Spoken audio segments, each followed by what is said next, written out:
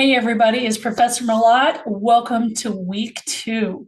It's been really great reading all of your essays and all of your introductions and getting to know you a little bit better as students. So we're going to dive into week 2 here, and it's kind of divided between two different topics. And depending on how long I take to talk about the various assignments and resources, I may divide this into two separate videos. I don't want it to be too long, but I do have a tendency to ramble on. So let's get to it. We're going to take a look at the checklist first, as well as the resources that I have available for you. And then I'll talk a little bit about the content for this week so you understand what we're kind of working on.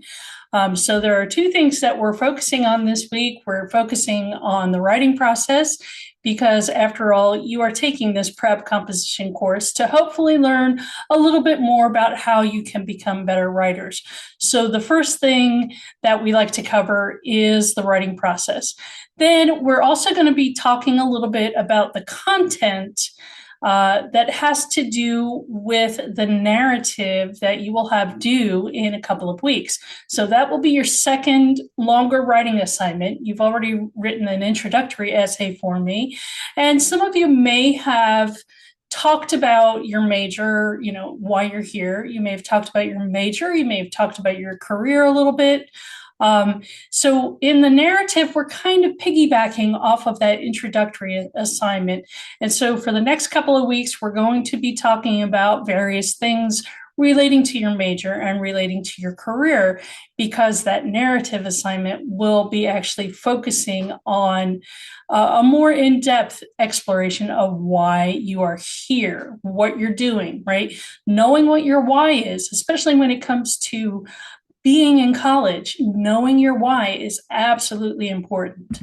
So let's take a look at the checklist. We have a summary of 3 potential careers, which we'll talk about in a little bit, as well as a discussion about how do you write an essay.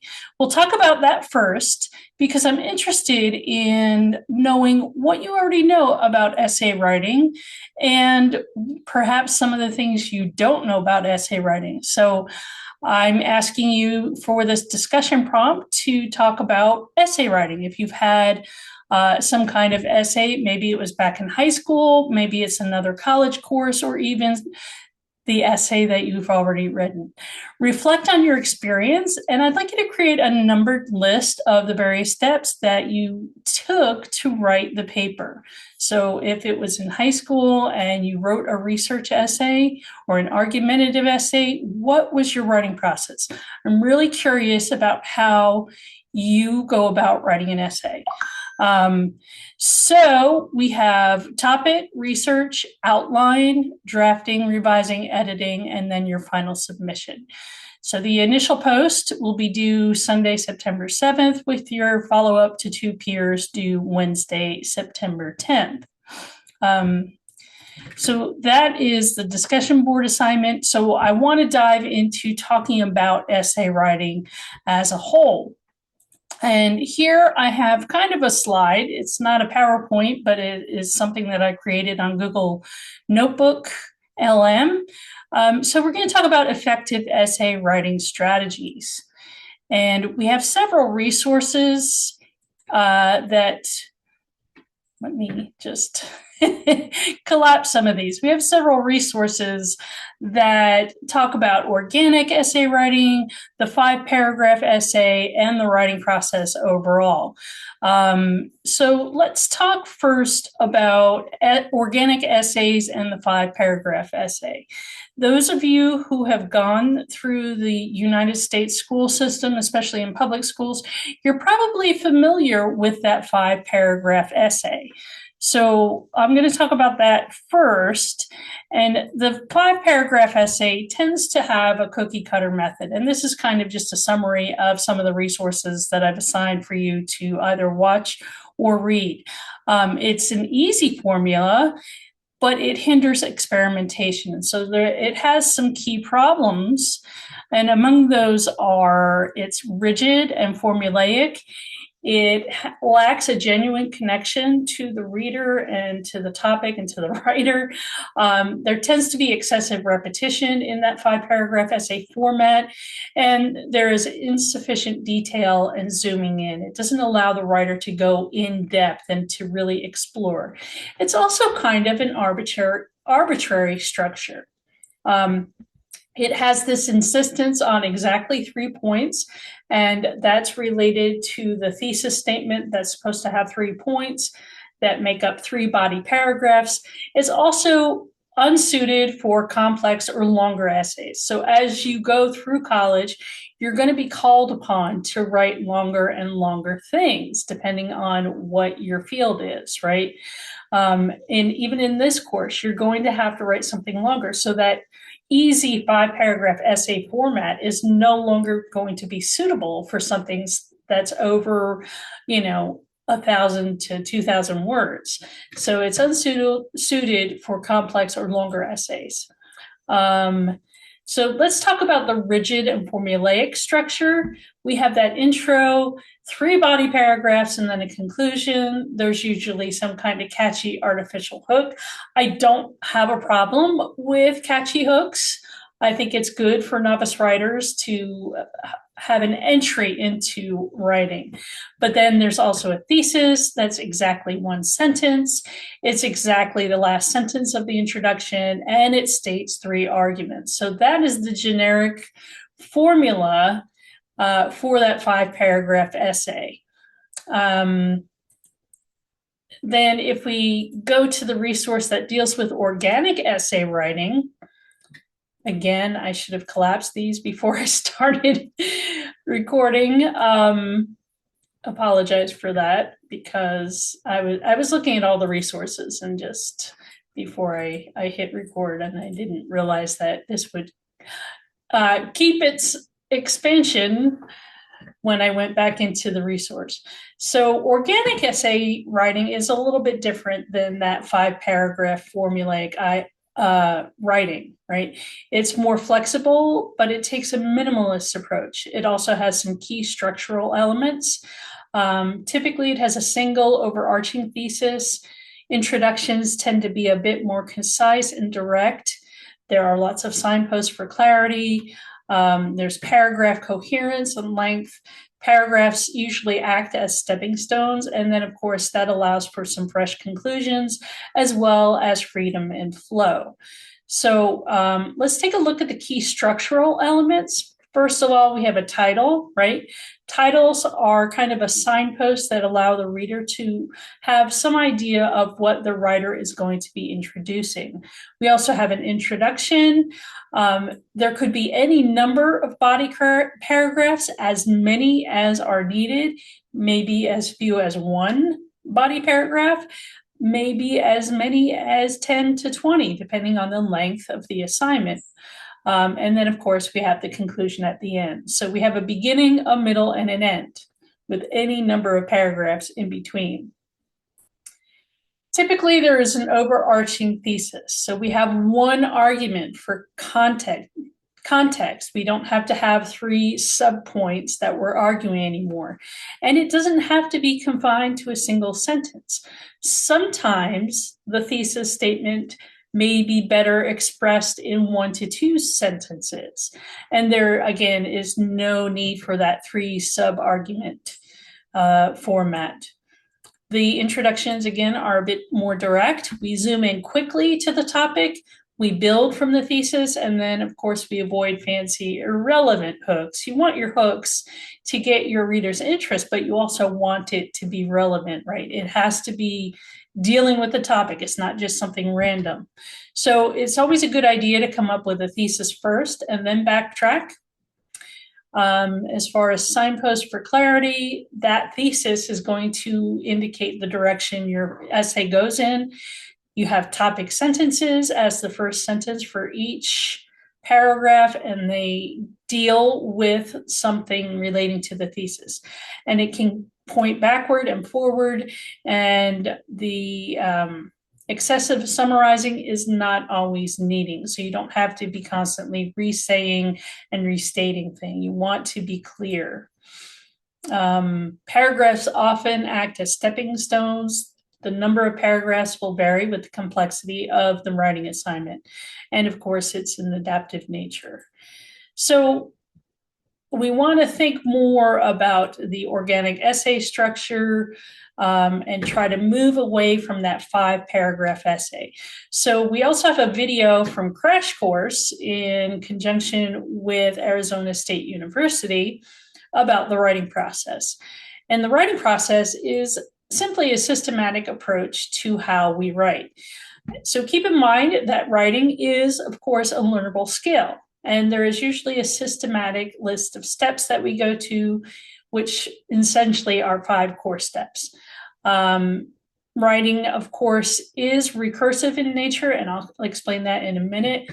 But it also allows us to slow down and to be more intentional with what we are thinking, right? If you think of writing as being a way of sorting out the jumble of thoughts, ideas, and sense impressions that are in our head and getting it out into a more understandable form, you can understand or begin to understand why writing is still so valuable even in today's world. And of course, it has universal applicability. So those systematic steps, right? We have an organized method. Hopefully that method of organization reduces the level of anxiety students often experience when it comes to having to write something. It will also allow you to manage unrealistically high expectation. So if you can focus on the steps and not just the final product, that's a way of getting into the writing assignment and overcoming the hurdle of writer's block and writing anxiety. So those 5 core steps are invention, right? That's where you come up with ideas. And Donald Murray, who is one of my favorite writing scholars, in one of his essays, I can't remember the title of it off the top of my head, but he says that 80% of the writing process, 80%, maybe 85%, is spent on pre-writing, that invention phase, right? Sometimes you call it pre-writing, sometimes it's called invention, brainstorming. That's the thinking about the thing that you want to write about, right? So that's where you discover ideas, that's where you do research, that's where you have discussion, right? And then you have a planning stage, right? You're going to answer some big questions, you're going to take some time, and you're going to think about how you want that final product to be. Then we have drafting, right? That's the actual writing part of the process where you're putting the words together, you're creating paragraphs, you're experimenting, you're going to revise, you're going to come back and think about things and maybe change things a little bit. Then, of course, you have revising, which is reviewing or looking at it again, revision. You might redo some things. You're going to get feedback from peers as well as me, your instructor. And then you're going to edit. You're going to smooth the format. You're going to fix the structure. You're going to fix style. You're going to do the nitty gritty things that you can Google the answers for, right? Punctuation, spelling, and grammar, the mechanical stuff that's easy to fix and that we don't worry so much about, right? So when we say that writing is recursive in nature, it really means that the steps repeat. It's not always, first you come up with an idea and then you plan it and then you draft it and then you revise and then you edit, right? You're going to revisit those earlier stages. And depending on how you write, there's no one right way, right? So depending on how you write, if you're like me, you might write a little bit and then you'll read it and you'll look at it and you might say, oh, I want to change that sentence. It doesn't really fit in there. So maybe you highlight it so when you come back later, you remember that you want to do something with it, or you fix it right there, right? Maybe you catch some spelling errors. Maybe you're like, oh, I forgot to put a period there, right? So editing and revision often happens during that drafting phase. But at the end, you will come back and you will proofread and you will edit just to make sure the final product is as good as you want it to be, right? So that is essentially the writing process in a nutshell. Of course, the overall implications here, we want to have a thoughtful, flexible, and systematic writing approach, right? We want to avoid that rigid 5-paragraph essay that's usually detrimental, especially in higher education where we're asking you to go a little bit deeper, right? That 5-paragraph essay can be good for, if you're doing a quick essay test where you have to write something quickly. And those of you who took any kind of college entrance exams, the ACT or the SAT at some point, you probably are familiar with having to churn out an essay very quickly, right? In a timed test. We don't need to do that these days, right? You want to think about organic structure and how that can encourage deeper exploration in your writing. And remember that writing is a process. There is not this innate genius, right? Everybody can write. Everybody can write. I assure you, everybody can write. Systematic process reduces the anxiety of writing and can help to improve your skills. You can also then produce high quality, impactful work. And lastly, when you effectively communicate big, interesting ideas, you have grown as a writer. So that is the writing process and effective writing strategies in a nutshell.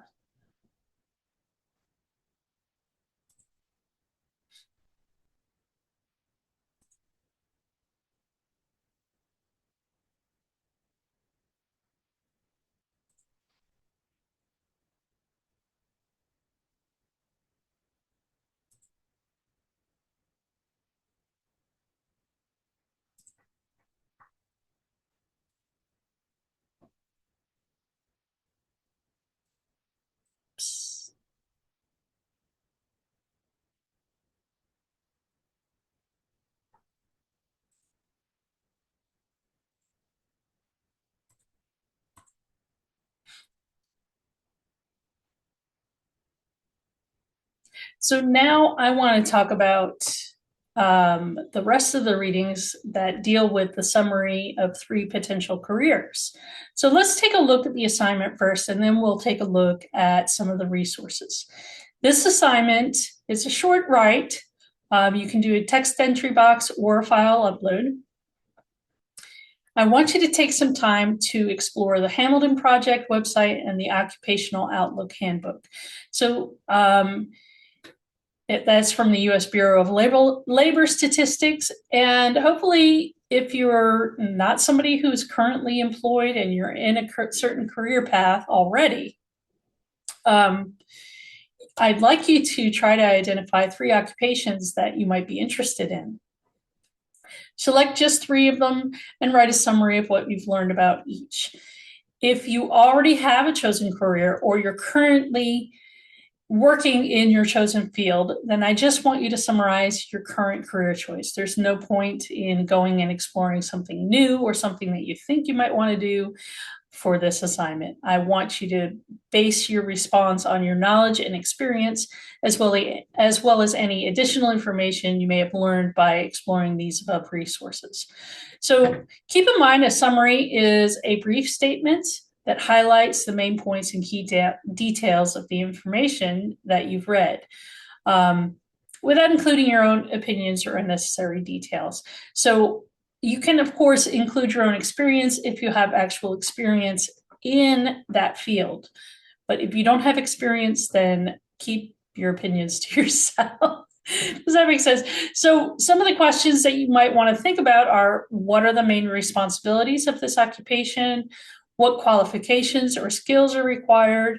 What is the typical work environment like? What is the average salary or job outlook for the occupation? And are there any interesting facts or unique aspects about this occupation? You may also want to think about whether your thoughts have changed regarding your major or your career or one that you're considering, why or why not. So your summary should be a paragraph that's about 150 to 200 words. So if you are exploring 3 different careers, you're just going to keep a few sentences for each. to get to that required word count. So let's take a look at the resources. The first one is I want to look at the Hamilton Project first. So this one is kind of an interesting resource because it allows you to look at different degrees and education levels to compare. So you could compare, person with a high school degree versus person with an associate's degree, and how much and this is based on 2018 dollars, how much more would a person with a 2-year degree earn over their lifetime versus someone with only a high school degree or a GED.